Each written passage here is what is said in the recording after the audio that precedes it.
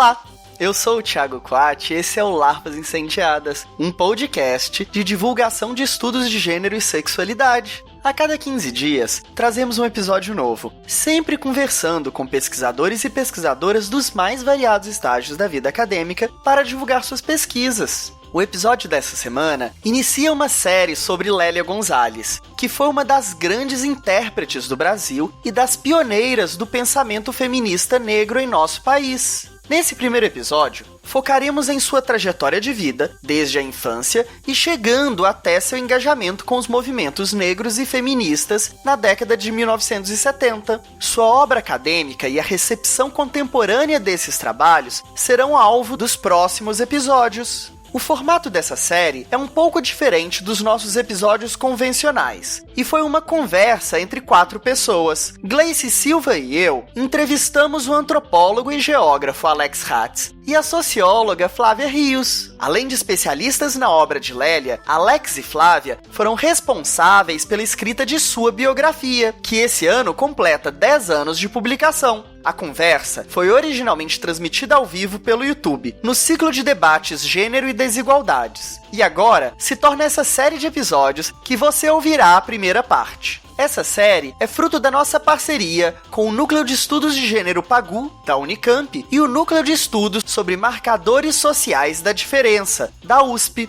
Agradeço imensamente a Regina Facchini e a Carol Parreiras pela organização e produção desse debate.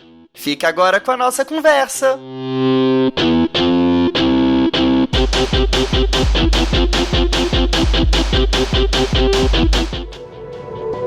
Este podcast faz parte do movimento LGBT Podcasters. Conheça outros podcasts através da hashtag LGBT Podcasters ou do site www.lgbtpodcasters.com.br.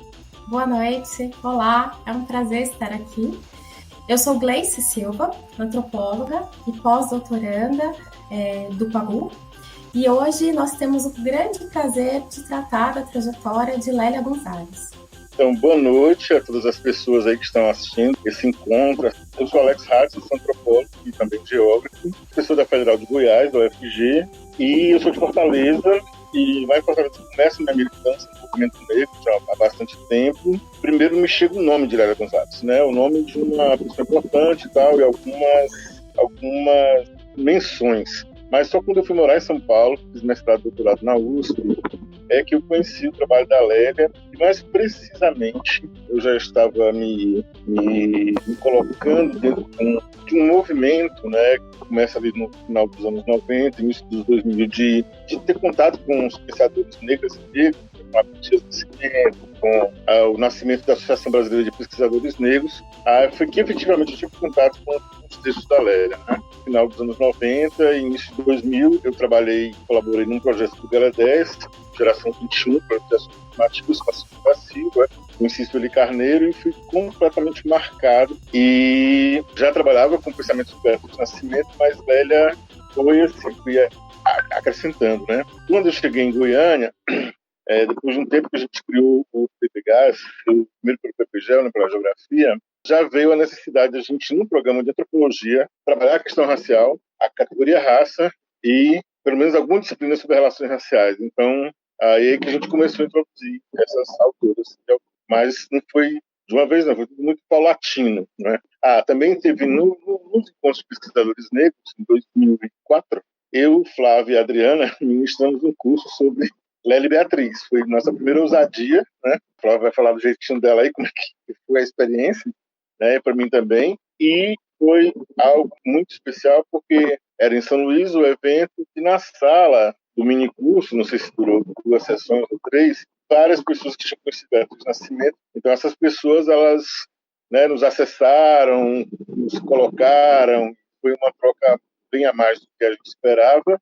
E aí uma delas depois nos convidou para escrever a biografia. Então, assim, foi algo paulatino com essa inflexão aí lá em 2004 no Congresso dos Pesquisadores Negros. É por dentro da militância que eu chamo de movimento negro acadêmico, por esse contato com a Lélia. Flávia, e você? Bem, pessoal, boa noite. É uma alegria muito grande estar aqui, ainda mais nessa live dos clássicos. É uma live histórica, né? Quero agradecer muito a Regina Facchini pelo convite. Quero agradecer muito a Gleice pela possibilidade dessa mediação, de estar aqui conosco. É uma alegria muito grande e, é claro, é uma honra sempre estar do lado do meu queridíssimo Alex Hatz, né, que é uma figura muito importante na minha trajetória. Eu sou professora da Universidade Federal Fluminense, coordeno um grupo chamado Negra, que é o Núcleo de Estudos Guerreiro Ramos, e integro o Afro-Sebrap, que é um núcleo recém-criado, o último núcleo que o Sebrap criou para discutir as questões raciais. Na verdade, a Lélia não chegou na militância para mim, porque antes de eu chegar na universidade, eu não tenho uma trajetória de militância. Eu sou de uma origem, eu venho do sul do estado do Espírito Santo, e não tinha uma trajetória envolvida com a militância política. Foi quando eu ingressei na universidade, e na Universidade de São Paulo, o Alex fazia o doutorado, já estava concluindo o doutorado, era orientando no Kabengele Munanga, e eu fui selecionada num grupo, num projeto que estava acontecendo lá na Universidade de São Paulo, que envolvia a formação de quadros de pesquisadores negros que recém-chegados na universidade. Era um quadro interdisciplinar, formado por pessoas das letras, da educação, da sociologia, da história, enfim, porque naquela época tinham poucas pessoas negras em cursos específicos, então nós tínhamos que formar um quadro interdisciplinar. Então, é nesse contexto desse quadro de formação entre 2000 e 2001, que no núcleo de pesquisa em que eu fiz parte, nessa formação de quadros, uma das linhas principais dessa formação era o investimento nos e nas intelectuais negros e negras brasileiros. E aí, naquele momento, alguns pesquisadores estudavam Guerreiro Ramos, estudavam Abdias do Nascimento, estudavam Zósimo Bubu, estudavam os intelectuais e artistas negros, e eu comecei a interagir com esse grupo, que já estava formado, e uma das monitoras, uma das pessoas, a Tainá Pereira, que era quem nos auxiliava, nos orientava, enfim, um dia chegou para mim e falou: Flávia, você já leu Lélia Gonzalez? Eu falei: não, nunca li. E ela falou: eu tenho certeza, com as coisas que você tem discutido, lido, etc., se interessado, você vai adorar a Lélia Gonzalez.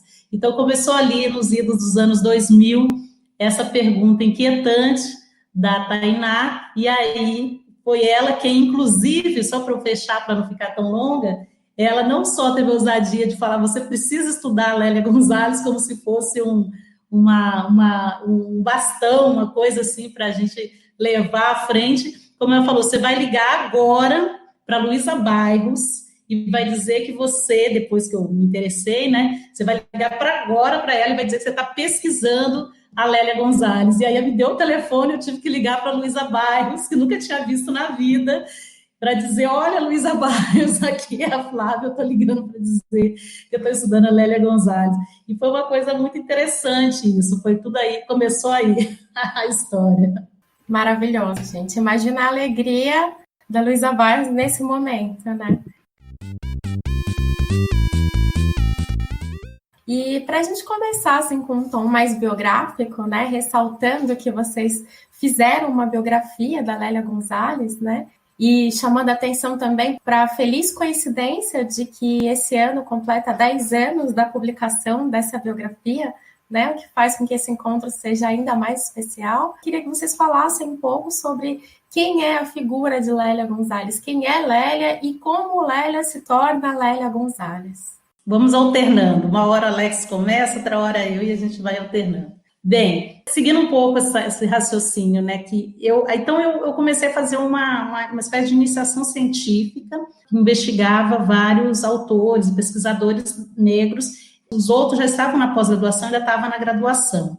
E aí, entre 2000 e 2004, foi esse período que o Alex estava falando, um período em que eu fui aos arquivos, eu conheci um acervo da Lélia no Rio de Janeiro, conheci os parentes dela, conheci as pessoas que guardaram a memória dela, que foram organizando os materiais, que estavam ali como guardiões e guardiãs da memória, amigos, vizinhos, né, colegas. E aí nós fizemos esse mini curso lá em São Luís do Maranhão em 2004, E surgiu a ideia de uma pesquisadora muitos anos depois, uma jornalista, Vera Benedito. E ela, já naquele 2004, eu me lembro de estar no aeroporto, ela falar assim, gente, o que vocês estão fazendo aqui é uma coisa muito, muito importante. Isso era em 2004, nós só estávamos no minicurso. Eu lembro que eu era ainda na graduação, ficava com a perna toda tremendo, com medo de falar sobre o que tinha que falar ali, né? Treinava, decorava, enfim.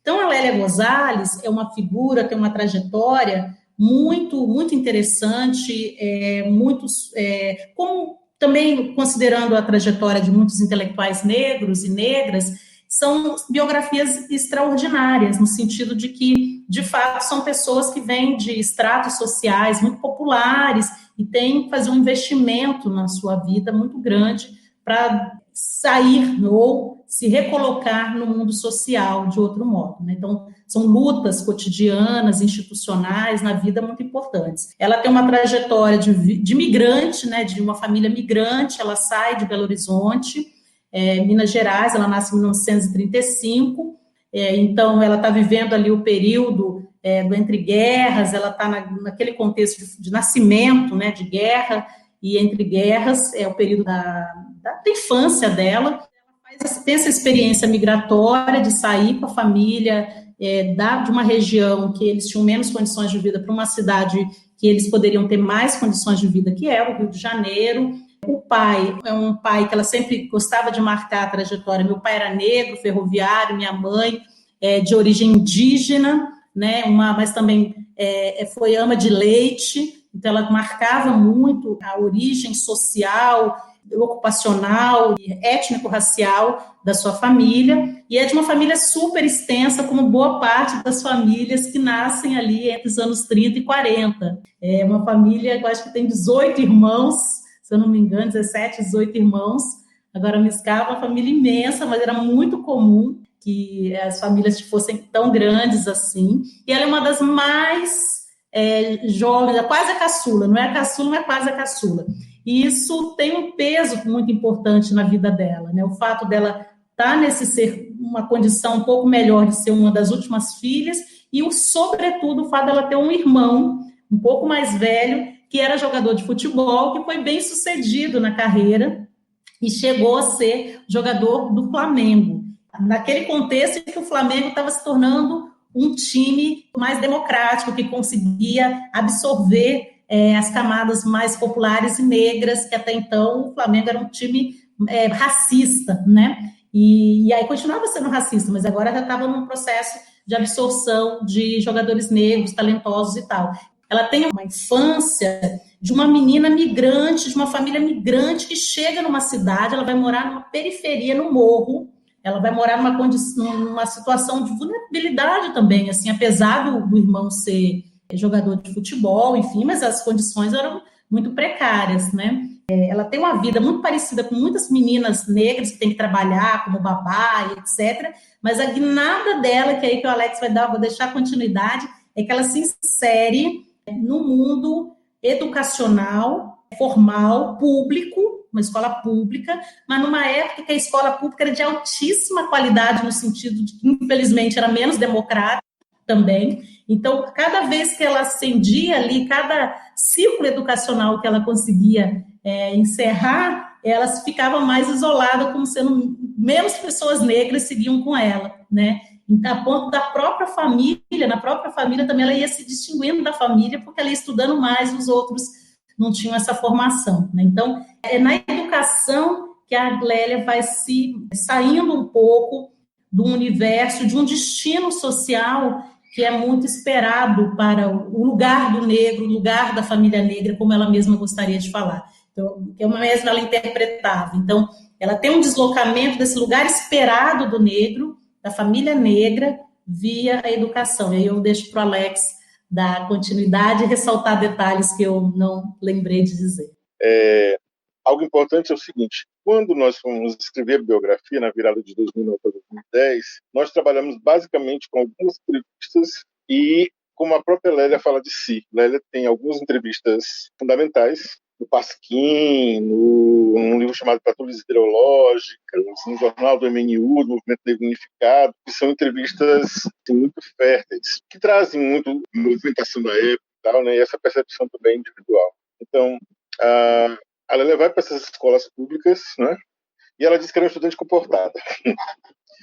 E isso foi conformando, né, esse corpo estudante, né, muito, mesmo quando ela depois se torna professora, porque ela se gradua são 2 graduações, a graduação conjunta História e Geografia, Universidade do Estado da Guanabara, que se torna a UERJ de hoje, né, a Universidade do Estado do Rio de Janeiro, e uma graduação em Filosofia, de 58, 59 e tal, e tem formação em francês, tanto que ela traduz alguns livros. Isso aparece assim, nas fotografias, né? Tem acho que um ou outro no livro, mas vários são disponíveis na internet. Isso que eu gosto muito, porque nem todos esses intelectuais negros e negros desse período têm um repertório fotográfico assim. E a gente pode ver essas, né, modificações, inclusive no corpo mesmo. Ela usava luvas, saltinhos, peruca, e a peruca ela enfatiza muito. Olha como não é nem alisar o cabelo, né? É a questão da peruca, né? Aqueles anos 50, para alguns eram dourados, para outros, né, tinham outros matizes. E o Rio de Janeiro está se tornando aquele Rio de Janeiro de Copacabana, Flamengo, né? Então é naquele Rio que ela se configura como essa estudante, depois professora, como ela diz, bastante comportada, né? Mas ela tem acesso, ali com seus 38 anos, mais ou menos, ao que o movimento negro estava fazendo. Ela nem tinha esse nome ainda, né?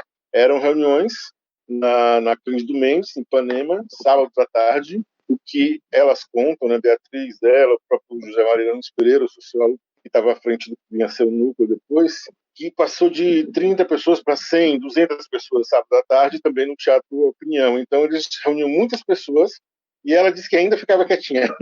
Ainda ficava quietinha. O movimento se fervendo, as pessoas indo depois para os bailes black, já pensando em relação com a África, já pensando em outras coisas, mas ela ainda assim, né, contida, né, talvez mais, né, explodindo por dentro. E aí ela foi tocada, né? Logo depois ela já ministra o primeiro curso sobre cultura negra no Parque Lage. Então, a Lélia é uma pessoa que se transformou aos 40 anos. Aquela pessoa comportada, sisuda, claro, algo fica, né? Uma pessoa sempre muito séria com os estudos, por exemplo, isso achar algo que fica, né? Séria com as leituras e tal. Mas ela se transformou bastante. Então, ela se torna, né, uma partícipe desse movimento que está nascendo, né?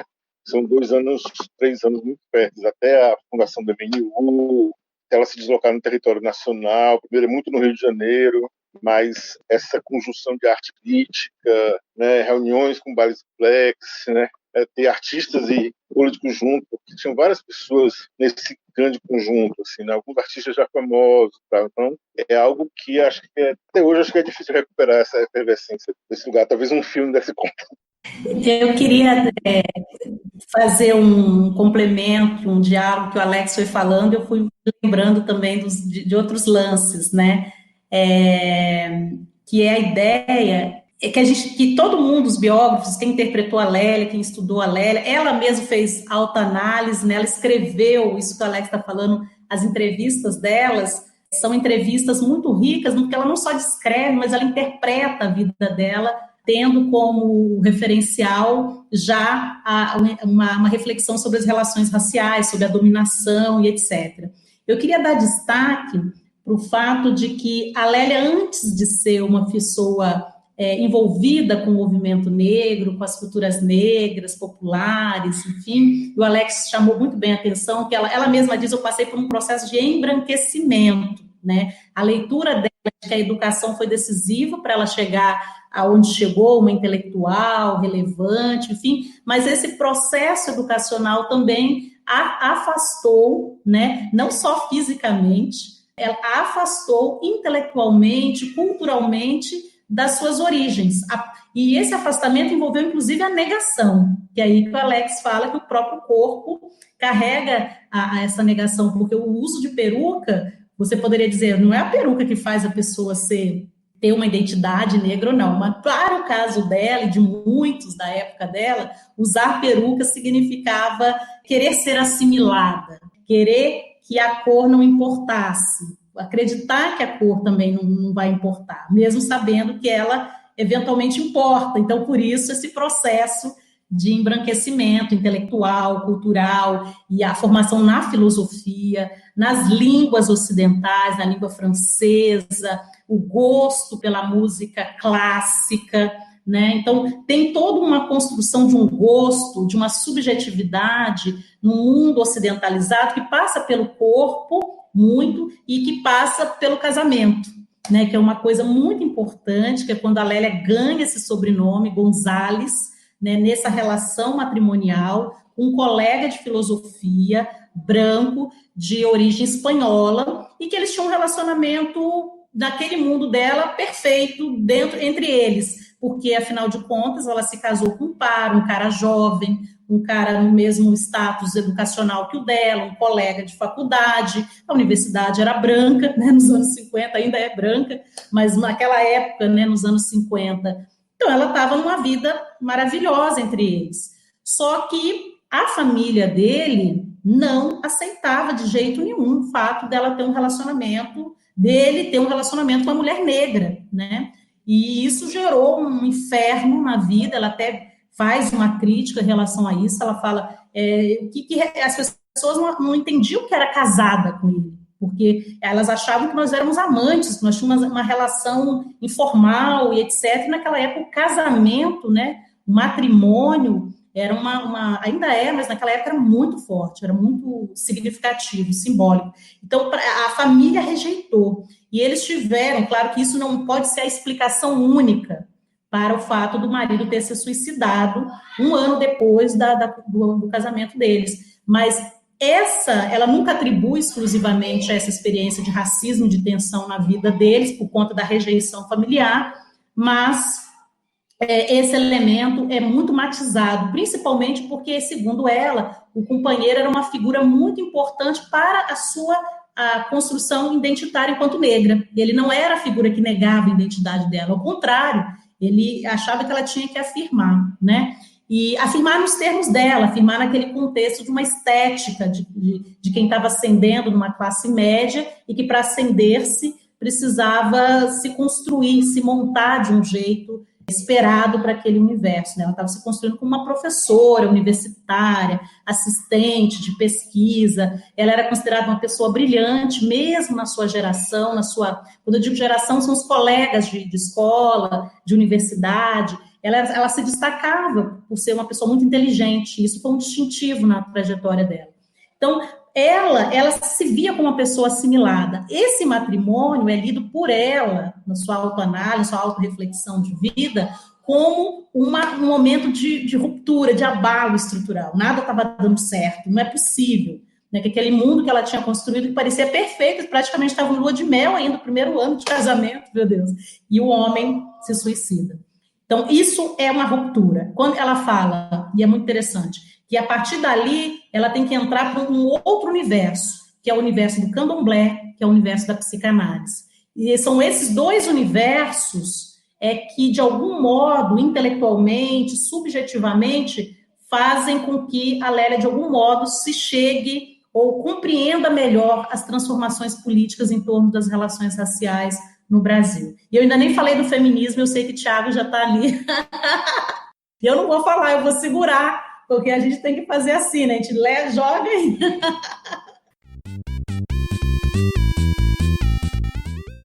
Eu pensei muito sobre isso, a entrada dela, né? Vocês dizem na biografia que aos 40 anos, Lélia renasce, né? Tem um renascimento dela aos 40 anos. E é interessante porque, se eu estou fazendo as contas direitinho, em meados da década de 70, né? Que ela atinge os 40 anos, que tudo isso acontece. E, assim, existe um encadeamento da teoria que ela vai construindo a partir dessas reflexões do que acontece com ela mesma, né? Então, a própria crítica ao embranquecimento já começa a ser a primeira grande contribuição teórica dela, né? Reflexiva dos trabalhos dela, que aparece em vários textos. E, ao mesmo tempo, a gente pensa muito no feminismo, mas tem esse caminho até ele que passa pelo movimento negro, né? Então, eu queria que vocês também falassem um pouquinho de que maneira ela vai tendo esse encontro com o movimento negro e, ao mesmo tempo, com as organizações de mulheres. E a perspectiva crítica dela, né, sobre tudo isso. Assim, esse conjunto que é chamado de movimento negro, ela prefere movimentos negros, mas sempre pensando numa construção mais unitária. Nos anos 70 vai ter uma configuração em Porto Alegre, outra configuração em São Luís, configuração em Salvador. Várias aglutinações negras estão acontecendo. O Ilhaê, em Salvador, em 74, que causa na cidade, como surge um bloco só para negros, né? Cada cidade vai tendo essas grandes capitais, né, dessas cidades negras, tendo suas movimentações. Lá em 71, né, o grupo com Oliveira Silveira e outras pessoas ali em Porto Alegre, né? E essa entrada de algumas pessoas negras jovens, não tão jovens, na universidade. Alguns atribuem ao milagre econômico, o João Rufino, historiador, atribui ao milagre econômico, porque houve uma entrada de mais pessoas negras na universidade, né? E essas pessoas que entram, sejam lá em São Luís, por exemplo, né, Magno Cruz, Engenheiro Araújo, né, seja em outros locais, elas começam a se aglutinar também enquanto negras no espaço. Elas querem algo. Então, é uma movimentação muito complexa. No caso do Rio, então, é um período, né, que em 4 anos, é algo que eu tenho percebido agora, escrito sobre isso, né, em 4 anos muita coisa acontece, né? Esse grupão funda-se um grupo, né, o André Rebouças, na Federal Fluminense, que aí Beatriz apoia. Ela não tem esse contato inicialmente assim, com esse grupo e tal. Os textos que são lidos lá na Candomblé são os de Beatriz inicialmente, aí já tem um grupo interessado com a África, né, tem outros grupos fazendo discussões sobre a África contemporânea, a descolonização dos países africanos, e isso que eu já mencionei, mas que é muito, muito forte, né, os bailes blacks que tinham Rio, São Paulo, Belo Horizonte, né, Black Rio, Black Belo. Então, uma cena negra, jovem, não tão jovem, articulada com cenas anteriores, porque o baile Shaft vai ocorrer no Clube Renascença, que é mais antigo. Então, são uma superposição de espaços negros, de culturas negras, que fazem nascer isso que se chama de movimento negro, né? Que cada um vai ter suas narrativas e os seus marcos. O marco de São Paulo é o MNU, a fundação do MNU, mas, por exemplo, na cena do Rio acontece várias coisas, na cena de São Paulo também. Final dos anos 60, final dos anos 50, então, muitas narrativas podem ser construídas, né? Eu, como me fixo muito na cena do Rio, por conta de Beatriz Nascimento e tal, tenho essa visão de que, de fato, é uma movimentação, um movimento negro, né? E que, como é o movimento feminista e outros movimentos, forja seus intelectuais, mas essa intelectualidade forja o movimento e traz questões como essa que a Gleisi colocou, por exemplo, reflexividade não estava na pauta das ciências sociais do período, né?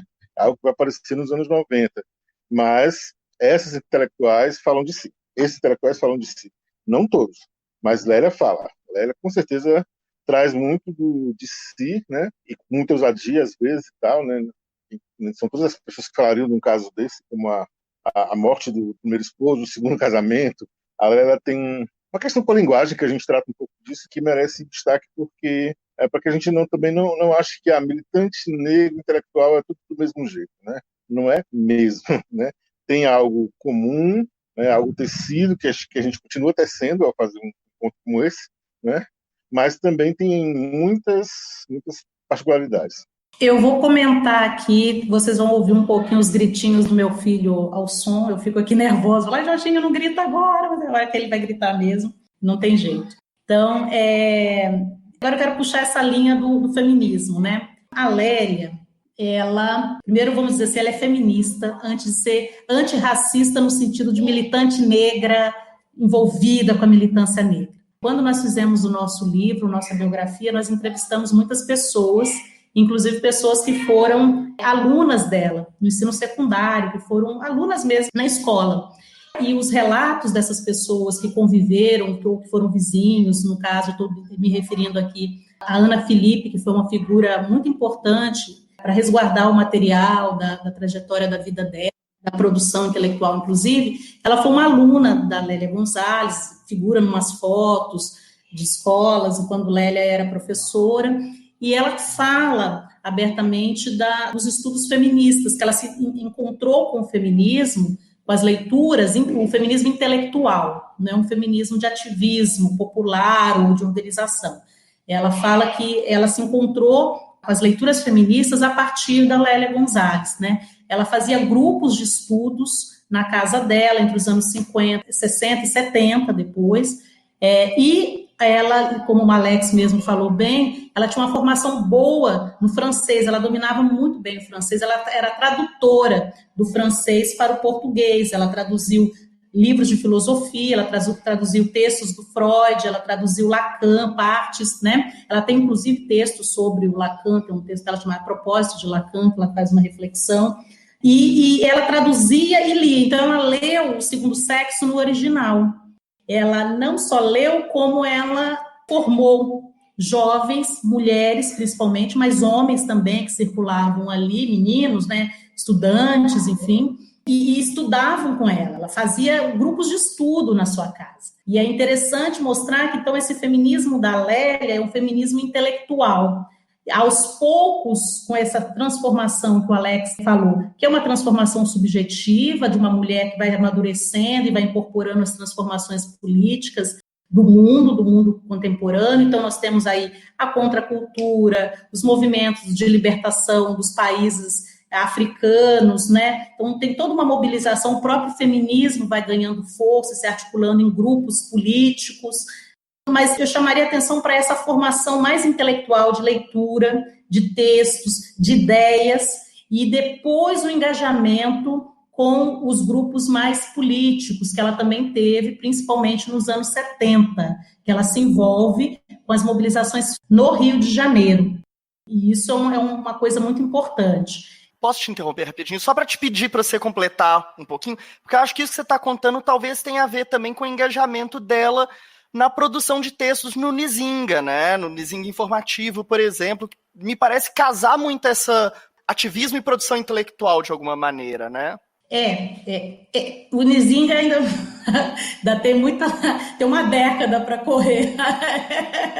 Tem uma década. Por que a gente se centra tanto nos anos 70? Porque os anos 70 é um período de formação, de ebulição intelectual, e que muitas coisas estão sendo gestadas. E, de algum modo, as ideias que estão sendo gestadas nos 70, elas são decisivas para o nosso processo democrático até hoje. Então, eu acho a Lélia um quadro interessante, eu já ia vincular, não tanto agora ao Nzinga, mas eu ia vincular o fato dela estar envolvida com grupos de estudos, que era um tipo de encontro que eles faziam naquela época, e ela estava envolvida com os estudos de mulheres de autoras feministas, e também da filosofia, autores filósofos, né, clássicos, nada contemporâneo, mas autores clássicos. Ela, nessa coisa de fazer isso, de trabalhar, de orientar alunos, de ter esses grupos de estudos, é que ela é capturada pela vigilância da ditadura militar, que é uma coisa que a gente não falou até agora, né? Mas não é exatamente num grupo feminista, é um grupo que a pessoa que fez o relato da primeira vez que cita o nome dela em 1972, ela estaria num grupo de estudos marxistas. É fato que tudo que fosse identificado naquele momento eram estudos marxistas. Agora, a Lélia não era envolvida em nenhum grupo clandestino, não era envolvida com partidos políticos clandestinos, mas ela era muito envolvida com a universidade e com o pensamento crítico. Então, ela se reunia com aquelas jovens, com aqueles jovens, tanto para estudar autores clássicos, inclusive o Marx, mas também para estudar as autoras feministas. Ela é capturada, vamos dizer assim, num grupo, ela é vista, né, por esse órgão de repressão de um agente que faz os relatos e arrola a Lélia nessa lista de pessoas que estavam, vamos dizer assim, desvirtuando jovens, enfim. E ela tem também um prontuário longuíssimo, na medida que ela vai se envolvendo com os movimentos sociais, né? E aí ela tem um envolvimento com os movimentos contra o apartheid na África do Sul, ainda nos anos 70. E o que seria esse envolvimento? É um envolvimento que diz assim: o Brasil precisa boicotar a África do Sul, precisa interromper as relações comerciais e diplomáticas com a África do Sul, enquanto a África do Sul tem um apartheid. Então, eles iam para frente da embaixada, faziam manifestações, escreviam textos, pressionavam a diplomacia para que tivessem essa interrupção das relações comerciais entre a África e o Brasil, a África do Sul, né, num contexto em que a ditadura militar investia muito das suas relações econômicas com a África. Então, ela é uma autora muito complexa, porque ela esteve envolvida numa teia de relações políticas nacionais e internacionais muito importantes nessa virada aí dos 75 em diante. né? Por hoje, a gente vai ficar por aqui. Mas ainda tem muito mais para você saber sobre a Lélia. No próximo episódio, vamos retomar a conversa. Alex e Flávia vão entrar em detalhes na obra da Lélia, nos seus conceitos e como eles podem nos ser útil ainda hoje. Até o próximo episódio!